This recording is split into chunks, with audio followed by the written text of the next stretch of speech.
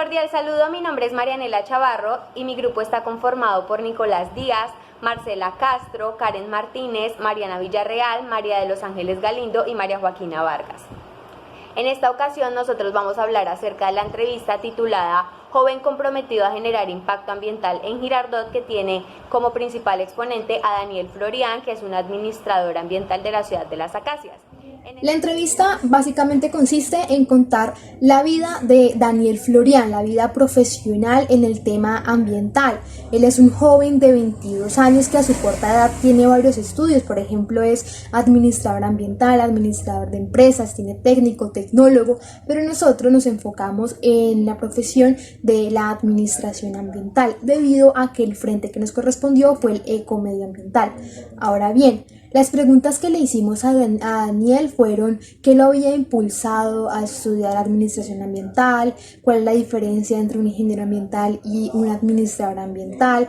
También le pedimos que nos contara sobre los trabajos que ha realizado en las comunidades, en los colegios. Ya que sabemos que hizo el proyecto PRAE en los colegios, proyecto ambiental escolar, el cual consiste en enseñarles a los niños sobre el tema del reciclaje, inculcarles como esa importancia que se debe tener en el tema ambiental, en el cuidado.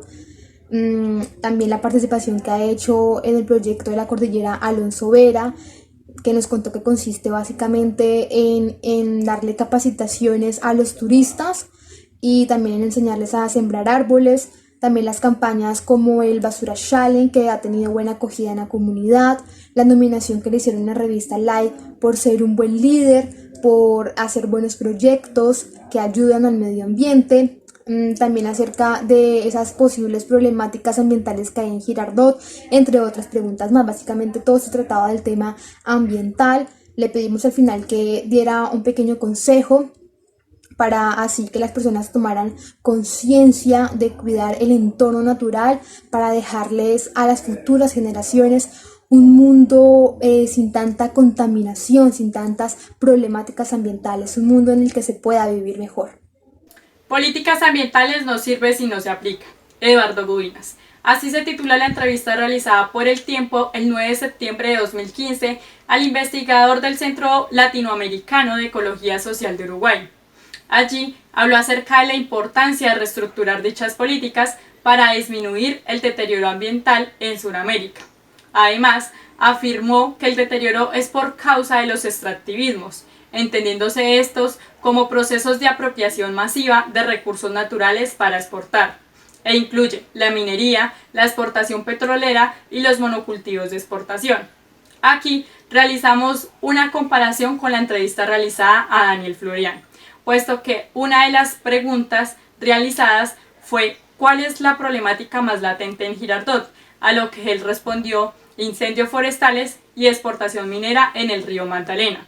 Además, afirmó que este río es uno de los más importantes del país y que el trabajo minero puede afectar su cauce. Comparando dicha información, podemos evidenciar que el deterioro ambiental no es un problema actual. Por el contrario, es un problema latente en la historia de diferentes países. Eduardo Gudinas expuso que no existe prioridad en los países de Sudamérica en crear políticas para disminuir el impacto ambiental. Lo que han puesto en primera línea es la apropiación de los recursos naturales para exportar, porque consideran fundamental para mantener las cuentas del Estado y el funcionamiento de la economía. Por tal motivo, se debe suplantar la dependencia de explotar los minerales e hidrocarburos, por ejemplo, potenciando un tipo de agricultura. Al concluir, compartió que los colombianos deben conocer y entender lo que pasa en los rincones del país, porque es allí donde ocurren los problemas ambientales.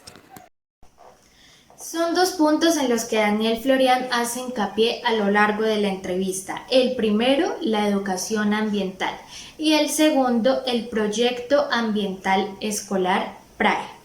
En cuanto a la educación ambiental, se refiere a la importancia de la misma dentro de las instituciones educativas para conseguir iniciativas que propendan por el cuidado medioambiental, y esto mediante la ayuda de una estrategia PRAE que incluye a estudiantes de educación básica y media de los diferentes colegios de cada uno de los municipios del país, pero en especial de la ciudad de Las Acacias. Para Florian es de suma importancia que este tipo de iniciativas se lleven a cabo conjuntamente. La comunidad debe ser activa, debe participar para que los resultados puedan ser los esperados. Por su parte, el texto Dimensión Ambiental en el currículo de educación básica y media de las bases de datos Uniminuto resalta la importancia de una estrategia PRAE. Esta tiene que estar basada en la comprensión del territorio donde está localizada la institución educativa y de la inclusión de una educación ambiental dentro de los diferentes colegios.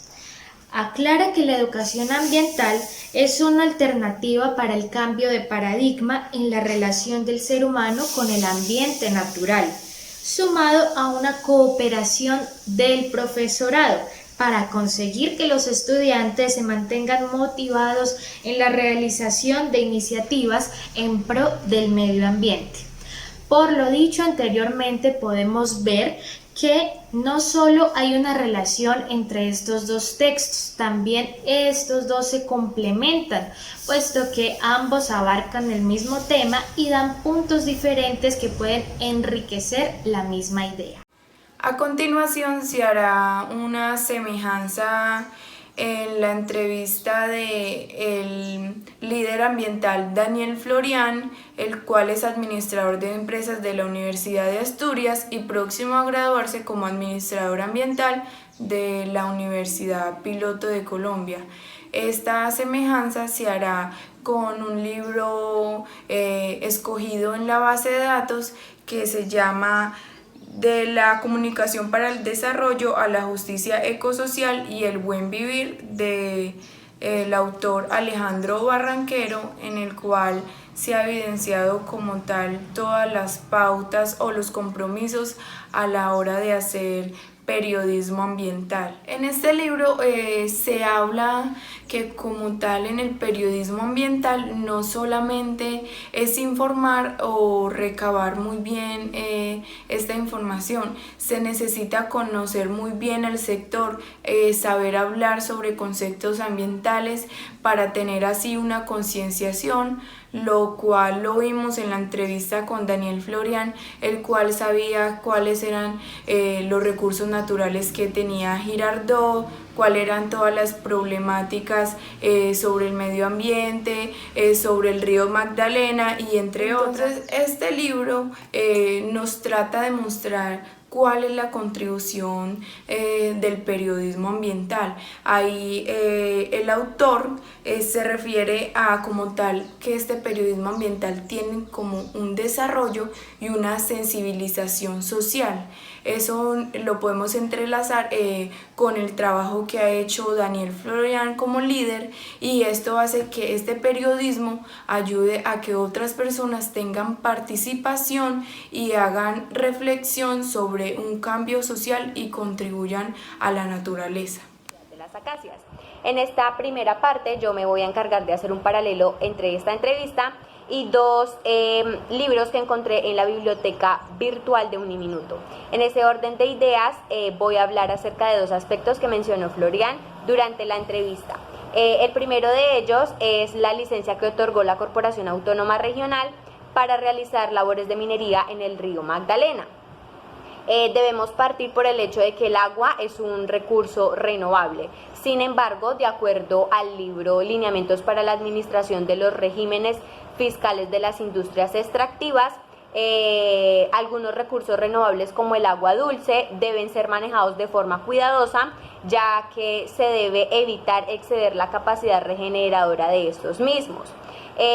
También menciona que los recursos naturales son un valioso activo en la economía y que de hecho algunas empresas pagan regalías al gobierno para poder realizar estos procesos. De igual forma, en la entrevista se habla acerca de los incendios que tuvieron lugar en la cordillera Alonso Vera. Y en esta parte pues me voy a centrar en un texto titulado Protegiendo la biodiversidad, que habla acerca de el Código de Recursos Naturales que tiene vigencia acá en Colombia y que establece la protección ambiental en materia de todos los microorganismos, plantas o animales o cualquier ser vivo que tenga carga genética. Entonces, por este motivo, Piedras Negras debe ser uno de los sitios que se debe proteger en Girardot, ya que tiene gran cantidad de fauna y flora. Muchas gracias. Como ya se había comentado en la entrevista que se le hizo a Daniel, él busca implementar la educación y la cultura de lo que es el cuidado del medio ambiente. Encontramos un artículo en Google Académico que se titula La educación ambiental escolar y comunitaria en el nivel medio superior. Lo que se busca en esto es fomentar la educación en las instituciones sobre el cuidado del medio ambiente, en este caso sobre el cuidado del municipio. La idea es mitigar todas las problemáticas que se encuentren medioambientales con ideas innovadoras que puedan gestionar las instituciones, en este caso los colegios de medio superior. También es importante desarrollar conocimientos, habilidades y valores y competencias que puedan ayudar a las comunidades. La idea es que los estudiantes, desde las bases que se les dan en las instituciones, puedan educar a las comunidades sobre lo que es el medio ambiente y el cuidado que se puede generar de este. También se habla de las acciones que dan resultados satisfactorios, como el uso de las 3R dentro de los colegios, que es reciclar, reutilizar y reducir. Estos son factores importantes que se están trabajando en todas las academias. Por otro lado, el medio ambiente afecta directamente a la economía, pues esta se ve afectada ya que contamina los aires y el nivel salud también se ve afectado. Se concluye con la idea de utilizar diferentes herramientas que creen estrategias de innovación que ayuden a toda la comunidad. Esto es relevante ya que cuida el medio ambiente y lo que implica sus diferentes enfermedades generadas por los daños ambientales. Ahora veremos las características que cumple o no esta entrevista con relación a la teoría recibida en la clase de periodismo de análisis.